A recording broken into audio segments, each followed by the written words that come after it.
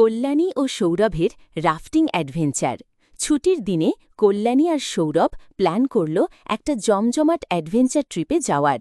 গন্তব্য হিমালয়ের পাদদেশে এক পাহাড়ি নদী, যেখানে হোয়াইট ওয়াটার রাফটিংয়ের আয়োজন করা হয়েছিল।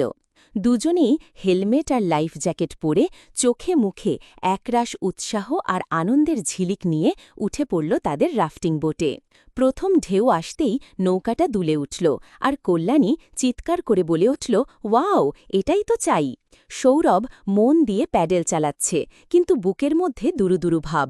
কিন্তু দুজনে একসাথে হাসতে হাসতে এগিয়ে চলেছে উত্তাল ঢেউয়ের মধ্যে দিয়ে। মাঝে মাঝে ঠান্ডা জল ছিটে এসে মুখ ভিজিয়ে দিচ্ছে, তবুও তাদের মুখে ভয় নেই, আছে শুধু মজা আর রোমাঞ্চ।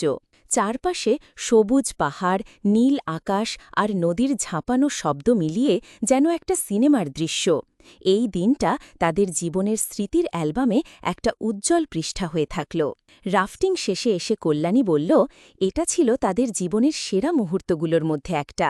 সৌরভ হেসে বলল, আরও অনেক রাফটিং বাকি আছে, এ তো সবে শুরু। তাদের চোখে তখন শুধু ভবিষ্যতের আরও অ্যাডভেঞ্চারের স্বপ্ন।